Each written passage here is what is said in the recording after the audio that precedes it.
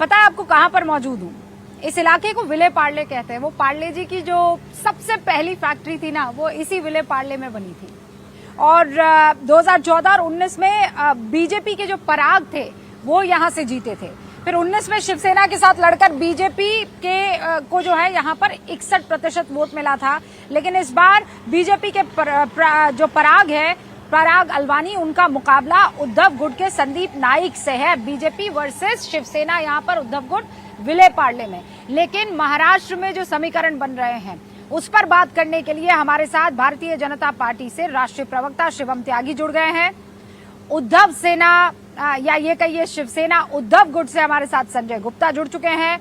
शिवसेना शिंदे गुट से हमारे साथ सुशील व्यास साहब जुड़ चुके हैं।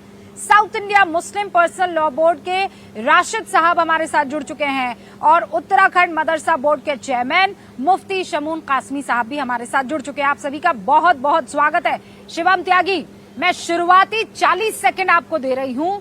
जरा दर्शकों को और महाराष्ट्र के वोटर्स को आप बताइए कि आपके लिए वोट जिहाद वर्सेस धर्म युद्ध, अगर आपने विकास किया है तो, अगर आपने महाराष्ट्र के किसानों को, लाड़की बहनाओं को, लाड़की बहुओं को, बुजुर्ग औरतों को, बच्चों को, सबको अगर खुश किया है, तो वोट जिहाद वर्सेस धर्म युद्ध क्यों? 40 मिनट शुरू होते हैं आपके अब।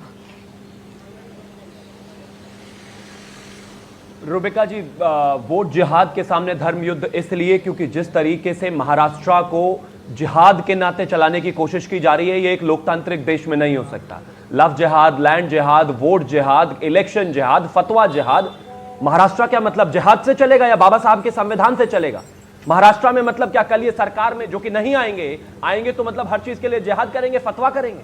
जिस तरीके से 153 ऑर्गेनाइजेशन इकट्ठा होकर, जिस तरीके से उलेमा इकट्ठा होकर फतवा दे रहे हैं, कह रहे हैं कि इंडिया अलायंस के कैंडिडेट्स को जो है वोट किया जाना चाहिए, उनको वोट करिए। अगर कोई भी मुसलमान भारतीय जनता पार्टी या महायुति को अगर वोट करता है तो वो अच्छा मुसलमान नहीं है, वो पैगंबर मोहम्मद का मुसलमान नहीं है, उसका हुक्का पानी बंद कर देना चाहिए। अगर एक लोकतंत्र में इस तरह की तस्वीरें आती हैं तो माफ कीजिए, तो बेहद खतरनाक है। धर्म युद्ध इसलिए क्योंकि आपको तय करना है कि आपको महाराष्ट्र के साथ रहना है, छत्रपति शिवाजी महाराज के साथ रहना है, संभाजी महाराज के साथ रहना है, धर्म के साथ रहना है, राष्ट्र धर्म के साथ रहना है, या फतवा ब्रिगेड के साथ रहना है। इस बात को तय करना बेहद आवश्यक है। मैं मानता हूं कि विकास अपनी जगह है, हमने जिस तरीके से विकास किया है हम उसके साथ जनता के बीच में जाएंगे, परंतु जब सामने से आपके ऊपर इस तरीके से जिहाद के वार होंगे तो आपको कहीं ना कहीं जो है धर्म युद्ध लड़ना पड़ेगा और तय करना पड़ेगा कि आप किस तरफ है। इसलिए महाराष्ट्र की जनता इस धर्म युद्ध में तय करेगी। अच्छा, ठीक है। हमारे साथ इस पर बातचीत करने के लिए all India personal law board से ही राशिद साहब है।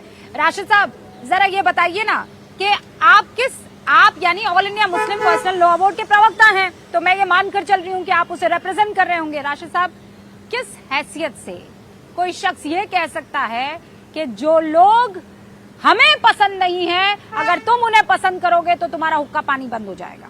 जवाब दीजिए सर। बिल्कुल सर, वैसा तो कुछ भी नहीं है। जो लोग हमको पसंद, हमको दोनों भी पसंद है।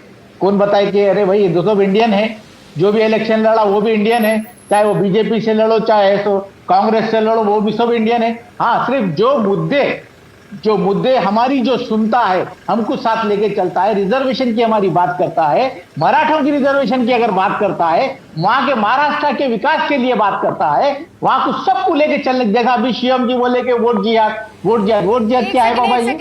अगर सज्जाद नुमानी साहब अगर कुछ बोलते हैं तो अपनी राय रखते हैं। कौन सा रिजर्वेशन? धर्म के आधार पर किसको रिजर्वेशन मिला है? धर्म के आधार पे नहीं चाहिए मैडम, इकोनॉमिक आधार पर रिजर्वेशन मिलता है ना, धर्म के आधार पर। भाई आप मान लिए किसी मुसलमानों में किसी एक ऐसे फिरके से हैं, जैसे पसमानदा, जैसे बहुत से ऐसे बिहार में फिरके हैं, उनको रिजर्वेशन का फायदा मिल रहा है। लेकिन आप धर्म के आधार पर कौन होते हैं रिजर्वेशन मानने वाले? 10% मुसलमान को क्यों देंगे भाई आरक्षण? अरे यार रूबी जी, अरे हम हमारे लिए नहीं, मराठों के लिए भी मांग रहे हैं हम। अरे यार हमारे लिए मेरा नाम रूबिका है सर। ये धर्म के नाम पे मत दीजिए प्लीज, धर्म के नाम पे चाहिए भी नहीं हमको। पसमानदा जो भी तबका है उसको उठाना आपका काम है, आपका फर्ज है। आपका फर्ज है जितने भी पसमानदा है, चाहे वो दलित हो, चाहे मराठा हो, चाहे मुस्लिम हो, मेरे समझ में नहीं आता, मेरे समझ में नहीं आता है। नहीं आप समझिए राशिद साहब मेरी बात सुनिए। जी, आप लोग कहाँ के लाड़के हैं, मुझे ये बताइए। क्यों आपको हर चीज में जो है पपोल कर रखना चाहिए? क्यों आपको गोद में बिठा कर रखना चाहिए? क्यों आपको पलकों पर बिठा कर? बाकी सब नहीं है। हाँ, बाकी सब धर्म कुछ नहीं है। आपकी इज्जत कर दी जाए, आपको आरक्षण दे दिया जाए, आपके खिलाफ कुछ ना बोला जाए, आपको जो है किसी आपकी भावनाओं को आहत नहीं किया जाए। हाँ, बाकी सारी भावनाएं आहत हो तो होती रहे। क्यों? आप लाड़के हैं? कहाँ से आए हैं आप? हाँ? सीधा जन्नत से उतारे गए हैं कि आपकी बात आपको कोई हर्ट ना करे, आपको कोई हर्ट ना करे, आप किसी भी धर्म को हर्ट कर लीजिए। 10 साल से आप हमारे को छोड़ दिया। नहीं तो क्या हिंदू लड़के नहीं है? छोड़ दिए। नहीं, जैनी लड़के नहीं है, सिख लड़के नहीं है, पारसी लड़के नहीं है, बताइए मुझे, क्रिश्चियन लड़के नहीं है, इकलौते आप हैं लड़के। आपको आकर आपके आगे नतमस्तक होना पड़ेगा। वोट दे दीजिए, वोट दे दीजिए, और वोट नहीं देंगे तो आप उसका हुक्का पानी बंद कर देंगे। क्यों भाई? अरे रूबी जी, क्यों राशिद साहब, क्यों हुक्का पानी बंद करेंगे उसका? कौन बोला बंद करेंगे बोल के हुक्का पानी? बराबर ये जरूर बोलेंगे कि भाई इस वक्त जैसा हिंदू तंजीमा एक हो रहे हैं, जैसा शिवम जी बोलते हैं, मोदी जी बोलते हैं, योगी जी बोलते हैं, यहाँ तक ये सुनिए बताती हूँ। सिर्फ महाराष्ट्र सरकार नहीं है, बल्कि मरकजी हुकूमत है और मुल्क का मुस्तकबिल है।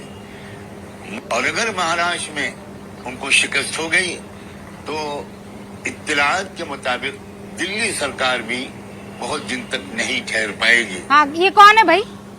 ये कौन है? सज्जाद नौमानी साहब, कर देना अपनी पार्टी खड़ी। कौन इनकार कर रहा है? शमून कासमी साहब।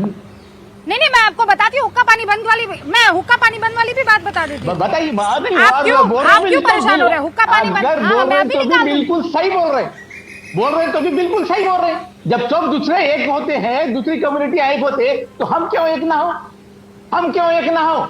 यहाँ का मोदी जी से लेके योगी जी से लेकर शमून कासमी साहब, जरा इस बात का जवाब दीजिए जो राशिद साहब यहाँ पर कह रहे हैं। क्या गलत बोल दिया उन्होंने? मैं रूबिका जी मैं कहना चाहता हूँ 1947 के बाद अगर कोई चीज मर्यादित नहीं हुई तो ये ठेकेदारी प्रथा है। ये 1947 के बाद कांग्रेस के मीडिएटर बन के मुसलमानों को बर्बाद कर रहे हैं। इनके घर तो बन गए, इनके घराने बन गए। आज सबका साथ, सबका विकास, सबका विश्वास और सबका प्रयास जब शामिल हुआ तो मैं ये कहना चाहता हूं, इन्हें तो ये कहना चाहिए था कि अब तक हम बीजेपी को हराने की बात कर रहे हैं, अरे एक बार तो जिताने की बात करके अपनी दूरियों को खत्म कर लो। मैं ये बात कह सकता हूं कि 1947 के बाद 60 साल तक कांग्रेस की सरकार रही, समाजवादियों की सरकार रही, मुसलमानों के हाथ में क्या आया? हाँ। जिहालत, बेरोजगारी और यहां तक के फसाद, दंगे। इतने शहर नहीं जितने दंगे हुए कांग्रेस के कार्यकाल के अंदर। आज इन लोगों का पेट नहीं भरा है कि मुसलमानों को इन्होंने मेन स्ट्रीम से काट करके, मुख्य धारा से काट करके सड़कों पे लाके खड़ा कर दिया। अगर आज किसी ने साथ दिया है तो वो आज की इस लोकतांत्रिक सरकार ने साथ दिया है, और ये अलोकतांत्रिक कार्य कर रहे हैं इन फतवेबाजों को। शमून कासमी साहब, मैं ये कह रही हूँ, आपके ये कह देने भर से आपका हुक्का पानी बंद कर सकते हैं सज्जाद नौमानी, पता है ना आपको जात बाहर कर सकते हैं। सज्जाद नौमानी या किसी में हिम्मत नहीं है, मैयत में ना किसी मैं उस कर देंगे। नहीं, मैं रूबिका बहन आपसे कहना चाहता हूं, मैं चैलेंज कर रहा हूं इन्हें, ये मुसलमानों के नुमाइंदे नहीं है,